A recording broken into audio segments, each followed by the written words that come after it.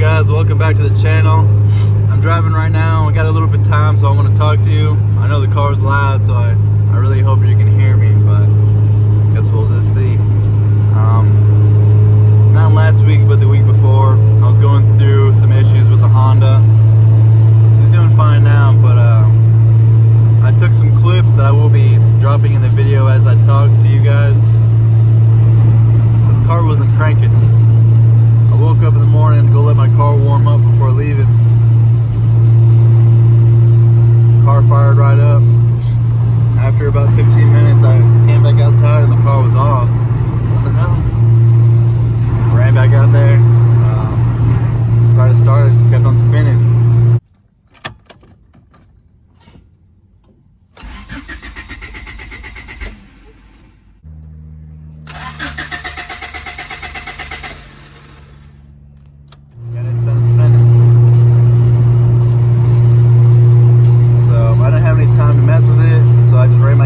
Inside, and luckily it was a Saturday. My fiance, my wife, she wasn't working, so I got to use her car. Sorry, Fast and Furious over here. That evening when I got home from work, checked for fuel, I checked for spark. She had fuel pump kicked on, I heard it. I checked that fuel pump fuse, it was good. We had sparked, we checked the spark plugs. Got them bitches a spark, I'm telling you. Also, one thing that can happen is your timing belt could slip off or it could break, and that'll also cause the car not to start. One little tip, take your engine oil cap off, have someone start the car and have a flashlight in there. If you see your rocker arms moving, you're good. It's not your timing belt.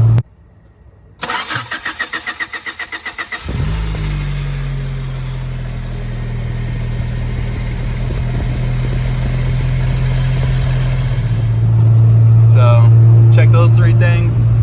And I know distributors are pretty common on Hondas to be going out and to go bad. And I knew my buddy Ethan, he actually just replaced his distributor and his Del Sol.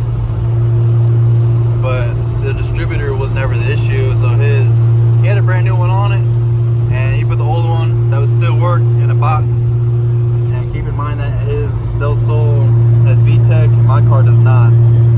So I ran over there and used his distributor, and since his is VTEC, it didn't line up with what I had going on. What we had to do is he held it on and I fired it up, and that motherfucker cranked right up, like no hesitation. So I knew that was the issue. Put Ethan's on. His is a VTEC, but we just held it on while we cranked it, and that shit fired right up, bro. Bumbled on up. Yep. I ran to the parts store.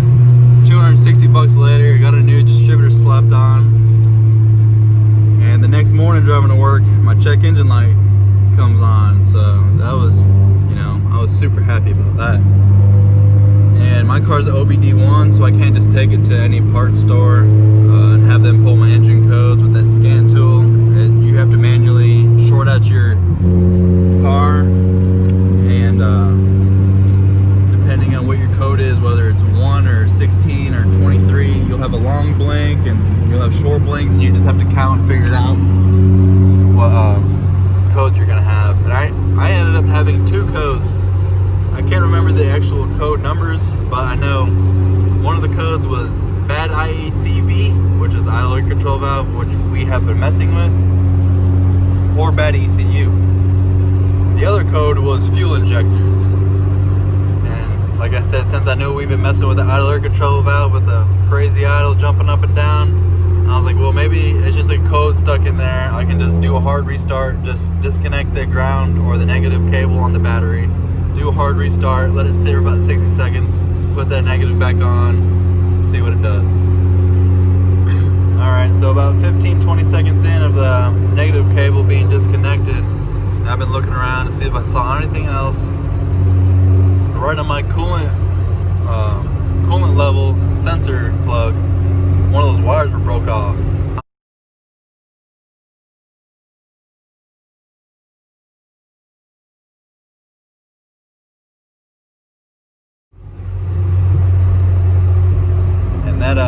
sensor actually kind of runs through your car's idle. It runs through like your car starting. If it's, I don't know, it runs through a lot of shit, and that was the reason why my car, it almost felt like the idle air control valve was unplugged. It was so low of an idle, and that was why.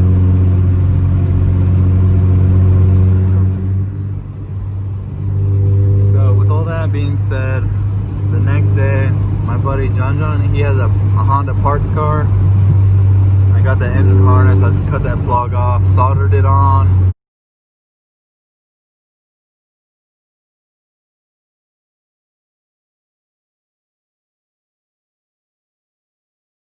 Got everything good, ready to plug up, and then I broke one of those wires off, so I was just pissed off.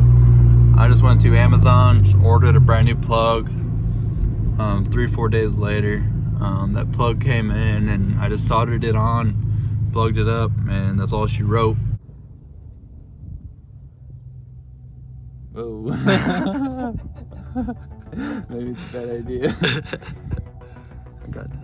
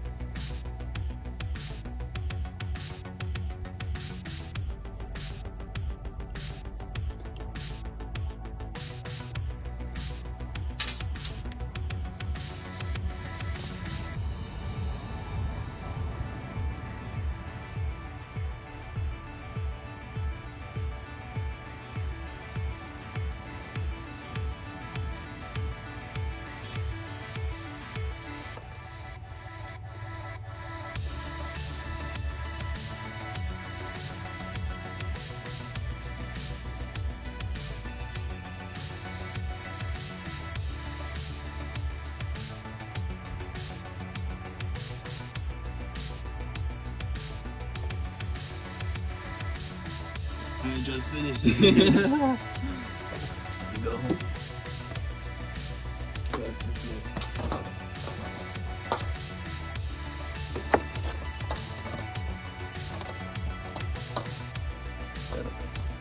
Yeah, my old one. Just had dripping out of solder on my sheet. Respect. And the cash and the respect. You know what I'm saying?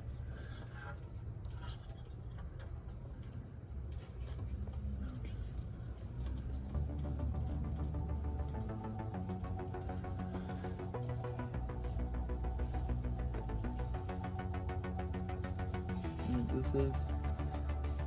This is white tape shit. some rosin.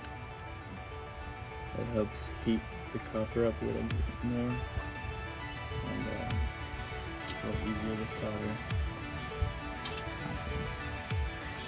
I'm gonna do this, but I don't know what to do.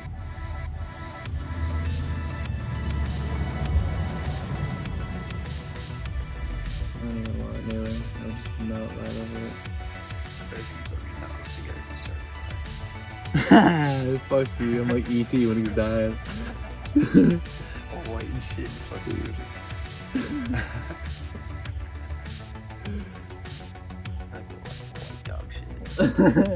Step brothers. Eat this dog shit that are white. I don't want it. Take a dip in that.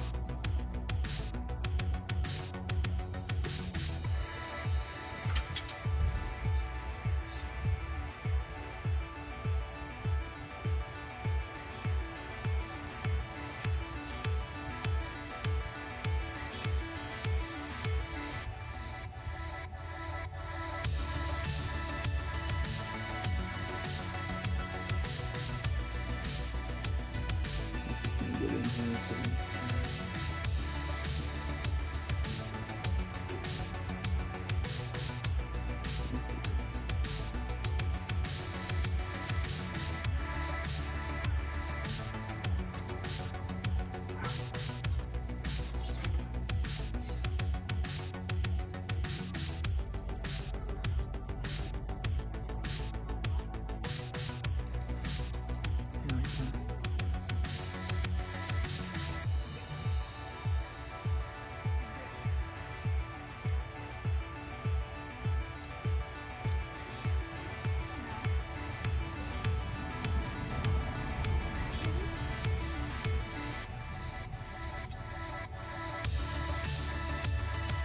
What did you do work too?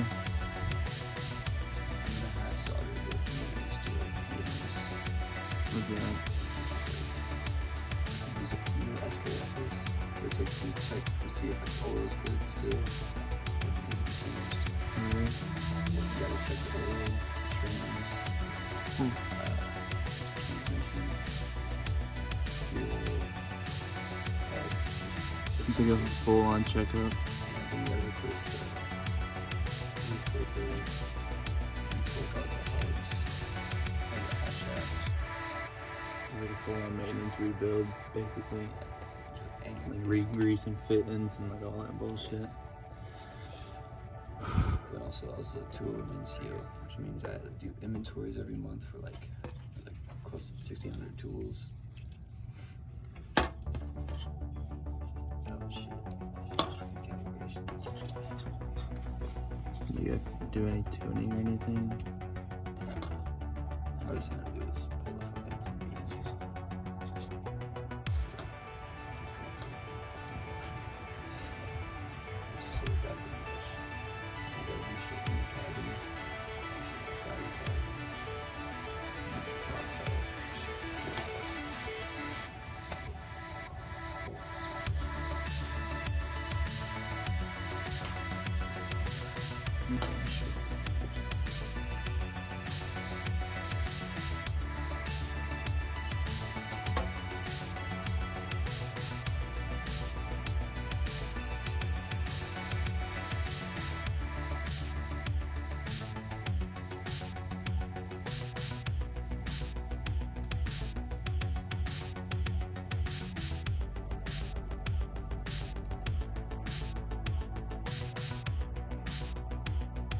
I'm supposed to use a fucking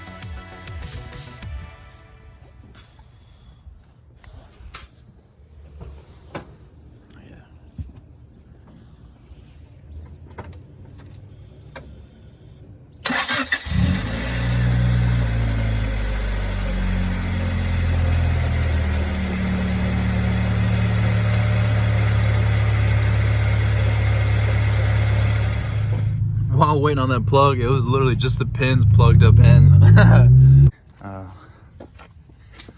connector for that. The new plug comes in tomorrow. But she's still driving strong, and we'll have her completely fixed tomorrow. But, you know, gotta do what you gotta do sometimes, you know. But that was really fun. Got that figured out. The car was doing fabulous after that. And then I started getting idle issues again. The car was just jumping all the time. And I think since that old distributor was so wore out, that bearing was just crazy loose, going all over the place. Like, that's way too much play. When you set the timing was all the way advanced. And it was actually asking for some more. So I'm thinking since that bearing was so wore out, that's why it was asking for so much advancement, because with this new distributor, I turned it back it's about sitting right in the middle, and the car is running excellent. Like, no issues, the car sounds good, it feels strong, and yeah. When I set the timing originally to how the old distributor was, and that's why it was idling so weird, because it was too advanced and it was giving the motor too much, and it just couldn't handle it. So I just turned it back. Can't beat it, bro. I really hope you guys aren't going through the same issues. It's never fun going through car problems. Just check for fuel, check for spark. Just look for common pros and cons of your car. Mainly the cons, because like for Hondas, you know, distributors are known to go out. Your crank pulley is known to go out. So it's just certain vehicles are known and already have been figured out to what a lot of these problems could be. So just read forums, do your research, check for fuel, check for spark, do what you can before taking it to someone else. But sorry for the boring video, guys.